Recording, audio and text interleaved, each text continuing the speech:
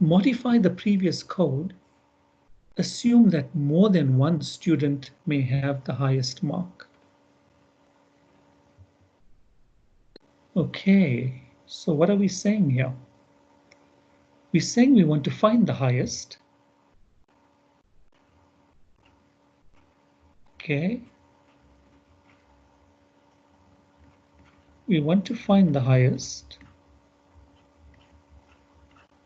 And in the example I used, I said, what if this guy is the highest with 98? So what this code that we wrote, it will find the 98. It finds the 98 and it tells us who the person was. But what if there's another? What if there's another 98 here? And what if there's maybe another 98 here? How do I display all those details of the students that have that highest mark? So if 98 is the highest mark, this is student 2, test 2. That's student 2, test 2. This is student 4, test 3. This was 2, 2. This was student 4 and test 3. And the third one is student 5 and test 1. How do we now output all of them? Because this code that we wrote now will output only one. It's always looking for something greater. So once it found the first highest mark,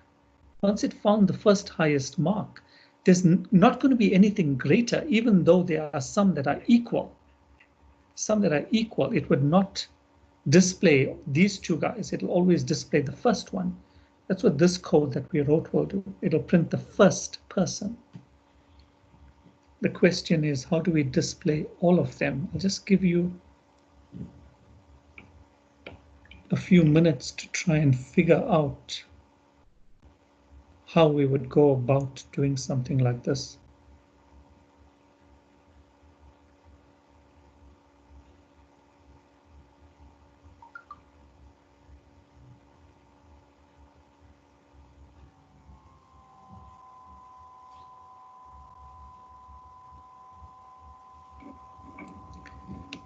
So in this new scenario,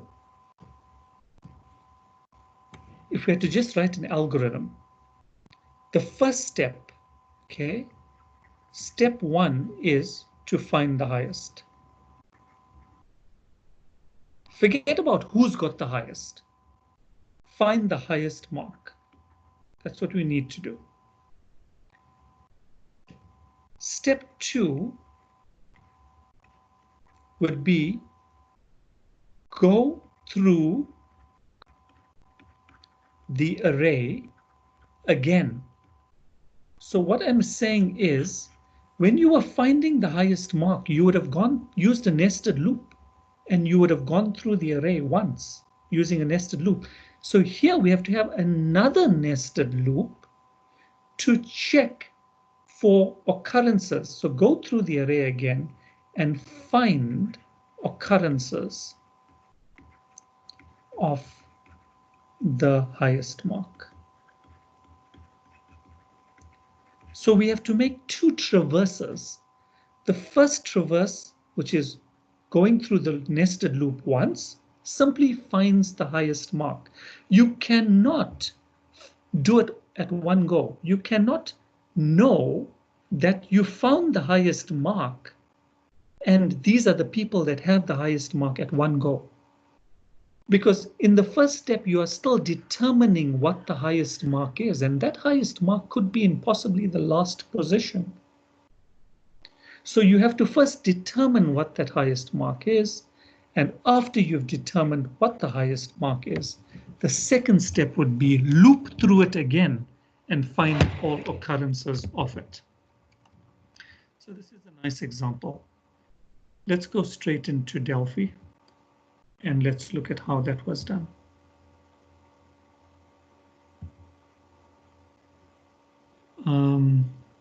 There it is here, finding multiple highest. Okay. So this is the code that you would need. As I said, there's two steps. The first step finds the highest mark. Basically, it's what we did in the previous example, find the highest mark. But in this instance, notice I'm only tracking what the highest mark is. I'm not interested in tracking the highest row and the highest column at this stage. I'm simply working out what is the highest mark. There's the nested loop. There's your nested loop. There's your check. If it's greater than high. If it's greater than high, store it. So that's your first traverse. Go through the entire array, finding the highest. Now I know what the highest is. I know what the highest mark is. So this is the second traverse. Go through the array again. And this time around, I'm looking for all occurrences of that highest mark.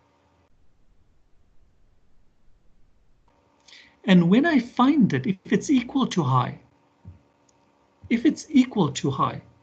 then there we are. Display. I'm displaying immediately R and C. I don't have to store it. Unlike in the previous example, I did not know what was the highest. The assumption was there was only one highest, and I was storing the highest positions for the row and the column. Here I know it is the highest because I already found the highest. So if it is the highest, then just go straight to the row and go straight to the column. That will tell you which student, and it will also tell you which test that highest mark was found.